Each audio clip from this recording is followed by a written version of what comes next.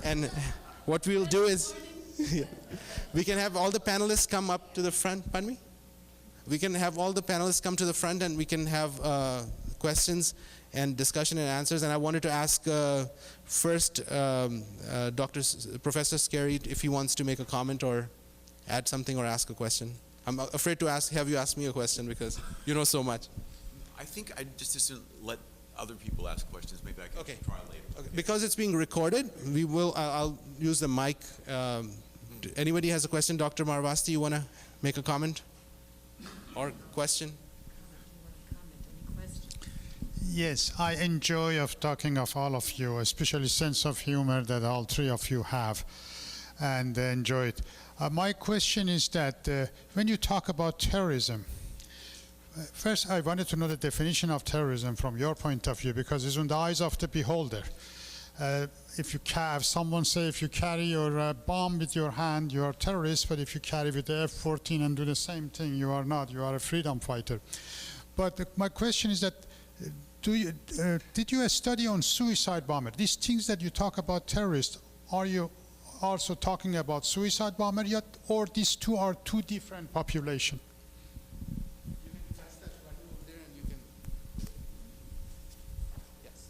He gets the hard ones.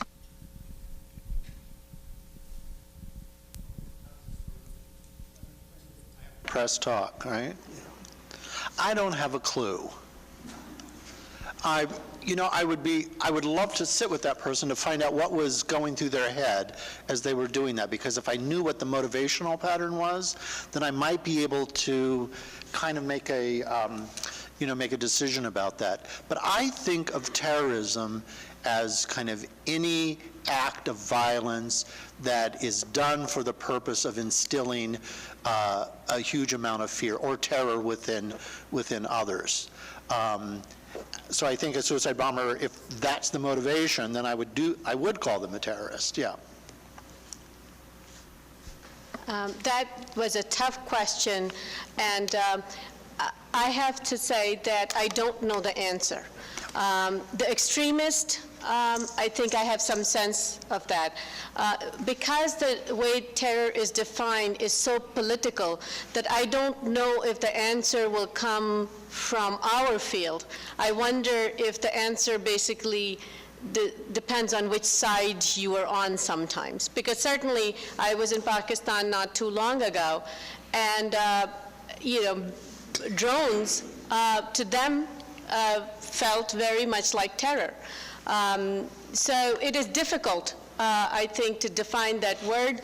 I think for my purposes, I consider terrorism any actions, whether it is done by narco-terrorists or by the Islamist terrorists or the right-wing extremists, any act, terrorism is any act to me that is meant in the present day and age to terrorize a large populace, not necessarily people that are known to them, but a large populace. But then again, because of the political definitions, I don't think that that is an adequate definition.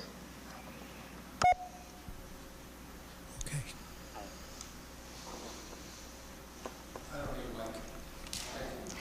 I have never been to a session like this. You need a mic because we are recording it.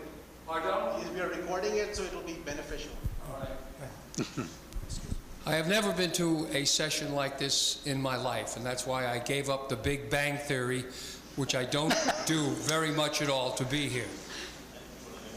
I don't understand Islam. I've met many people of Muslim or Islamic faith in America. I don't have any friends that I could say, a friend of mine is a Muslim.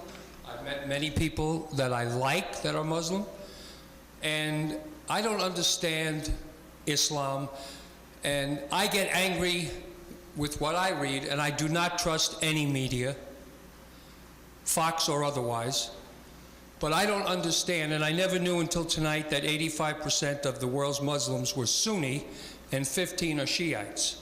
I cannot for the life of me, I'm basically a Christian. I basically believe in God. I used to be Catholic. I know what happened in Ireland, in Northern Ireland. I didn't agree with it, but I don't understand how any religion, and I don't think it's just the small extremists over in the Middle East, how they can blow each other up, kill themselves, kill men, kill women, kill children in the name of Allah or whatever God they call it, because you're a Shiite and I'm a Sunni, and I believe, if I'm wrong, tell me, that they came down from Muhammad, and Muhammad had sons or brothers or whatever. One went left, one went right, and because one went left and the other one went right, you're a Sunni, I hate you, I'm killing you all, I'm a Shiite. I don't understand that. And I don't understand how people can blow up innocent wherever they are in the world, women, children, and I just don't understand how Islam, which I see and read in the papers, can degrade women and just treat women like, you'll excuse my expression, shit. They have no rights, they don't want them to learn. I don't understand Islam in that vein. Try to educate me.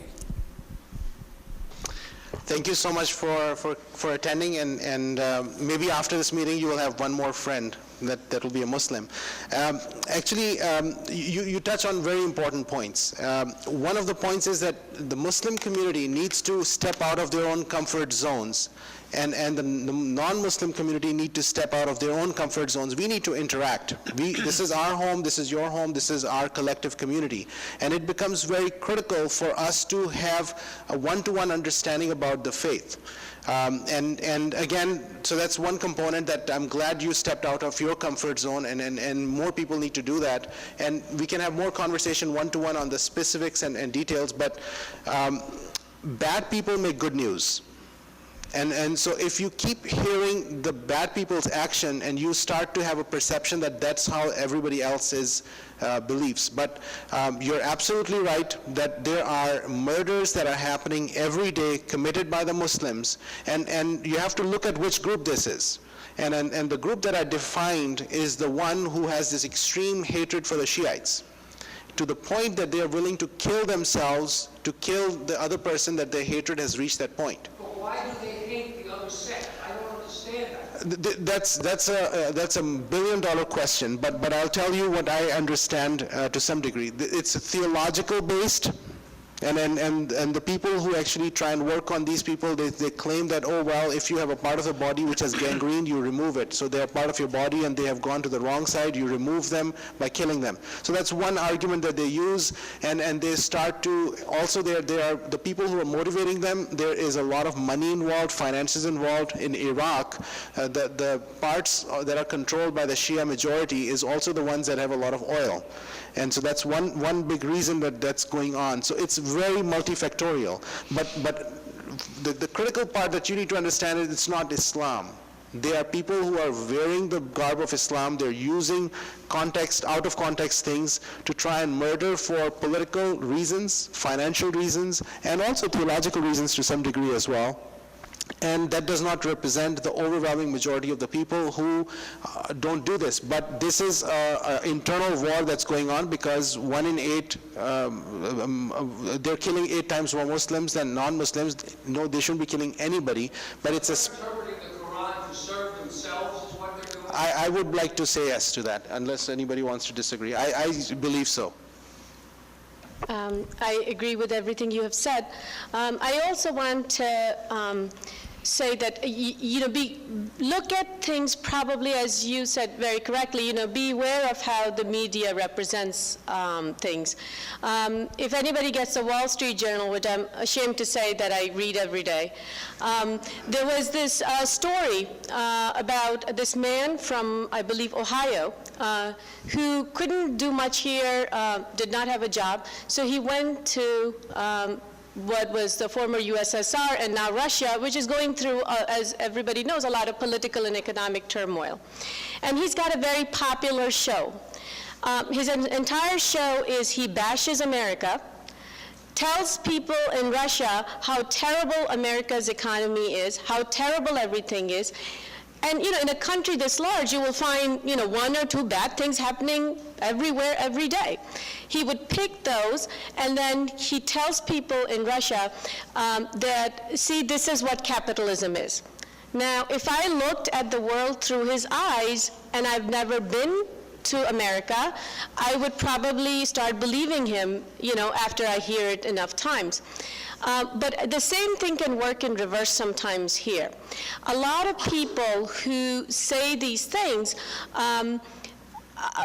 don't really know, as you're not alone. I mean, they don't really know a lot of Muslims. First of all, the number of Muslims is small.